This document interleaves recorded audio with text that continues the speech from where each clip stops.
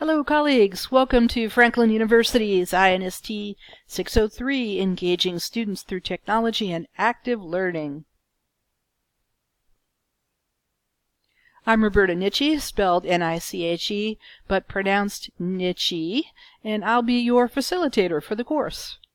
I'm a full-time Franklin faculty member and hold a master's degree in education with a concentration in educational technology, which is a total passion of mine. I teach in the Masters of Instructional Design program for Franklin, and I'm also an instructional designer for the Franklin International Institute of Innovative Instruction, better known as I4. And a little bit about me is that I got my start in education when I was a U.S. Navy officer, and this is a job right out of college, and I was directing aviation maintenance training for 400 sailors in an aviation squadron that flew the A-70 Corsair II, which was big fun.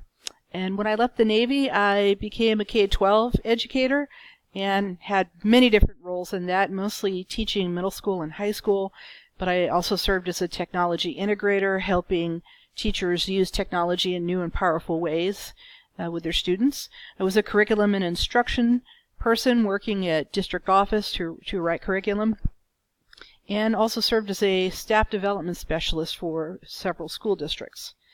And now I'm an instructional designer for Franklin, and not only do I work on designing Franklin courses, but I also work on projects for external clients, including Saudi Electronic and Al-Baha universities, Nationwide Insurance, and many others. So, instructional design faculty, what's that all about? And so, here's the popular meme that you may have seen on the internet, and what my friends think I do has to do something with laying around on beanbags and playing on a computer. My mom thinks I'm a professor in the mold of Albert Einstein. My clients, the external clients, think I can pull rabbits out of hats and make magic happen in courses and do things that that may be somewhat impossible. In the bottom left, Dr. Evil. Hopefully my students don't think I'm Dr. Evil or nearly as pedantic as that. What I think I do is something akin to juggling flaming chainsaws with multiple priorities and lots of different projects always going on at the same time. But in reality, what I actually do is a mixture of design work and training and faculty committee work and research and things for Franklin. It's a pretty cool job, and I'm lucky to have it, and I thoroughly enjoy doing it. Here's the fam. I've got a husband named John who loves to cook, and unfortunately that contributes to my ever-expanding waistline. I have my son Philip, who's an engineer and lives all too far away in Texas, and as you could tell from the shirt, he is a Star Wars nerd, and like me, I'm a Star Wars nerd. And here he is, passing the legacy to my grandson Jace. And that's Jace again in the middle. He's almost 5 now. And yes, the Ramones t-shirt is my influence. I am a fan of 70s punk rock music. And next to him, that's my daughter Elizabeth, who lives in Chicago, works for an ad agency. And last but not least on the right is my daughter Catherine, who is a college student at Arizona State. Now I'd like to go over some things that I hope will make your life easier getting started in week 1. And the first thing I want to draw your attention to is in the week 1 reading and preparation, there are links to articles to read. Now the links work, but they don't take you directly to the articles. You would have to do some searching and some hunting, and they're not particularly convenient. So I made a course communication object, which you can see over here, highlighted in the green on the right. It says links to week 1 articles. Use the links in that object, and they should take you directly to the articles, and that should be a lot easier for you. Next, I wanted to talk about the introductions assignment. And in this assignment, you're asked to complete 3 tasks. The first task is to add a photo to your Blue Quill profile if you don't already have one. And I see that most of you do, so that's good. Having a photo is very important for teaching online. It helps you establish social presence in a course. And social presence is the feeling that you project to students that you're a real person. And being able to see your face is an important part of establishing that social presence. The second task in this assignment is for you to use an online tool called Flipgrid to create and post a video whereby you introduce yourself to the class. And there is a course communication object doing your introduction in Flipgrid that will walk you through just how you do that. And then the third task is to use the Discuss tool in Blue Quill to post your thoughts about your experiences using Flipgrid. And in the directions, it asks you to post your video in Discuss, and I think that's a little bit confusing. What that assignment means is they want you to post a link to the Flipgrid video that you created. This is easy to do. As soon as you post your Flipgrid, you'll see an option to copy the link right after you create your video. And so just copy that link, and that's the one that you'll paste into Discuss.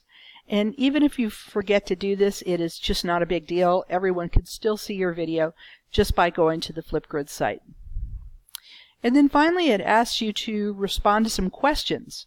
And I'm very interested in your take on how Flipgrid could be used in your courses, especially because as Franklin moves to the Canvas learning management system, most of you should know we're moving off of Blue Quill and into Canvas.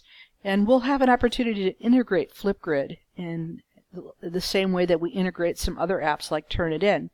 And so students and instructors can access it very simply just with the click of a button. So I'm looking forward to hearing your take on Flipgrid. In the Instructional Technologies assignment, you're asked to choose a technology to investigate from a pretty long list.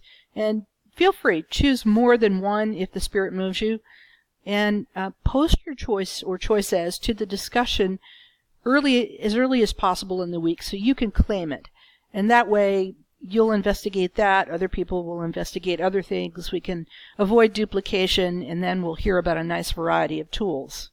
And so when you claim your tool, just make sure that it's something that's not already chosen by somebody else. And then just a thought, you might want to create a few slides showing how your technology works or what it can do, and you can share these slides during the Meet session. That's optional, it's a nice thing to do. It would be good practice doing it during the Meet session, but you don't have to do that. And again, I'm looking forward to hearing your thoughts about your tool, and during the Meet session we'll discuss those and share ideas for them. And then I'll cover some of the tools that you guys didn't choose and present about those. And then this assignment finishes up with going back to the discussion area and talking about the tools your classmates suggested, and just maybe talking about one or more that sounds interesting to you. And then last but not least is our Meet session. And as soon as I hear back from y'all about your preferred days and times for the session, I will choose what works for the most, and I will email that to you. So make sure to complete the doodle poll I sent out as soon as possible. And then I'll create a link for the Meet session. And I plan to put the link for the discussion in the Meet session object itself. That way it'll keep all of the Meet session information in one place. And so to join the Meet, you'll click on that Meet session icon and you'll see the link. And then if you can't attend the Meet session, never fear. You can still earn your point for the assignment by watching the recording and then sharing your technology in the discussion area of that Meet session object. But I encourage you to attend. It will be fun, I promise. It's a much better experience to talk live with your co-learners, and plus more practice with Zoom in a non-threatening atmosphere where you'll be among friends. That's never a bad thing. So by all means, if you can do it, do it. Okay, that's it. If you have questions, please email me, and I'm so looking forward to meeting all of you and to talking about instructional technology and all the great, wonderful things that you can do to improve teaching and learning with it. Talk to you soon. Bye.